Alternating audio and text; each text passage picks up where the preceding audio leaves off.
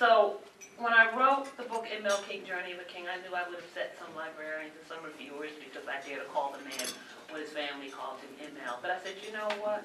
I'm about trying to present the human being that he was to these children so that they might catch a hold of his spirit.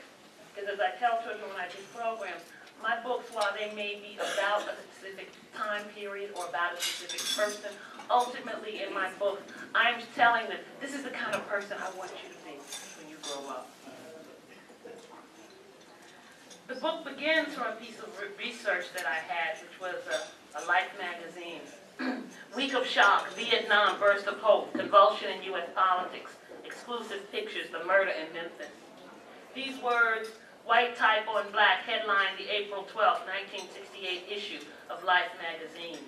Inside, readers received details on possible peace talks between North and South Vietnam, and insights on President Johnson's bombshell of an announcement that he would not seek re-election. Deeper into the magazine, a photo essay on the murder in Memphis begins. Most riveting and remembered is the photograph of a scene on a balcony of a Lorraine motel. People point toward a boarding house. You can almost hear them shout, over there, over there. At their feet, a downed man. A white towel covers his rifle shot, shattered jaw. Oh, one eyewitness believed that was the last word the man tried to say. About an hour later, he was pronounced dead. ML, his father, had nicknamed him. ML, he had called himself, keeping it simple long before his life became so intense. Oh, if so, as in, oh no, I don't want to go, or as in, oh my God, behold in the Shekinah glory. Oh, as his blood haloed around his head, perhaps life notes flashed across his mental sky, and he saw the boy he once was. So grieved by the sight of desperate souls in Great Depression breadlines. So free from poverty's claws thanks to dutiful, domineering daddy. So nourished into a sense of somebodyness by mild-mannered Mother Dear. Much love was also lavished on him by Mother Dear's mother. Her eyes shined brightest at the sight of him he sensed, and her illness, then death, had him jumping from a second-story window of his home, leaving people to puzzle whether it was a foolish attempt to prove himself brave or a desire to die because he could not bear the pain. Oh, as the fire shut up in ML's bones embered, perhaps he heard his young self singing in the choir, church so ever present in his life like water for fish, but his soul unconvinced. He only answered the altar call because his big sister had. In Sunday school, he once voiced doubt about a bottom-line belief for most Christians that Jesus literally rose from the dead. Oh. As ML lay dying, he may have glimpsed snippets of his distant days when racism cut him to the quick. As happened when a white man who owned a store near his home banned his son's friendship with ML shortly before the boys started elementary school, the white boy going to one for whites, ML to one for blacks.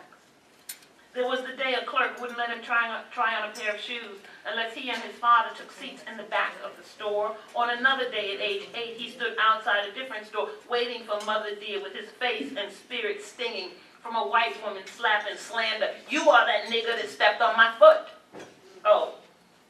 His parents kept constant vigil over their children's psyches, cheering them as children of promise and counseling them not to hate whites, but instead to love them with the love that Jesus preached. How could I love a race of people who hated me, young ML wondered, intent on hating white folks forever. And as I go on to cover MLK's literal journey from childhood to manhood and his crusade for social justice, I also seek to honor him by also charting his spiritual and intellectual journey. From a mediocre student to someone who loved the life of the mind. So, yeah, for the young people, I put that in there that when he was in college at first, he wasn't that great a student. Because I want them to know that people don't spring from the womb great. Because I want them to think, oh, well, if he wasn't good in school and then he got a PhD, well, there's hope for me.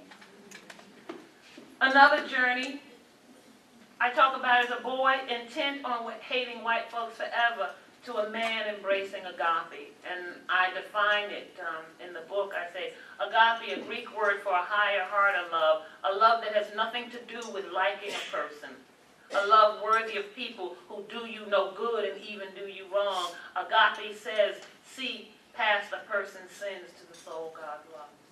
Because again, I want the children to understand that MLK didn't spring from the womb loving everybody. To say that he grew, he learned, he struggled. And I want them to say, oh, well, then maybe I can grow too. Another journey from the boy whose highest hope was for an end to Jim Crow to a man whose ultimate dream was the beloved community.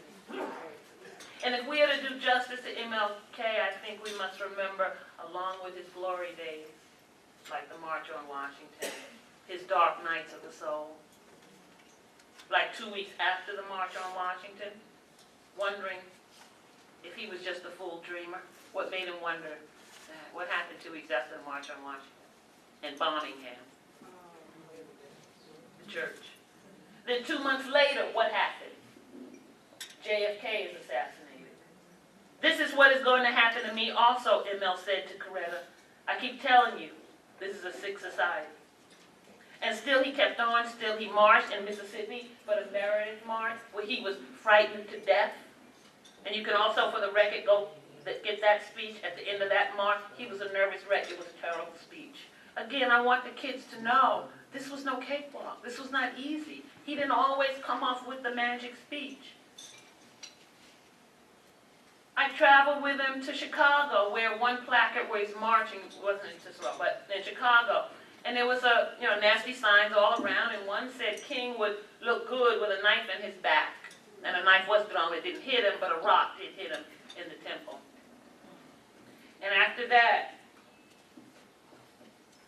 I know, Asha, with those flags, you get up and then you can't fight. So after he struck in the temple, ML vowed to march again and again. Quote, I have to do this to expose myself, to bring this hate into the open, he told reporters.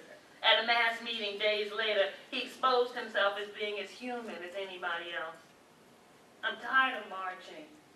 Tired of marching for something that should have been mine at first. I'm tired of the tension surrounding our days. I'm tired of living every day under the threat of death.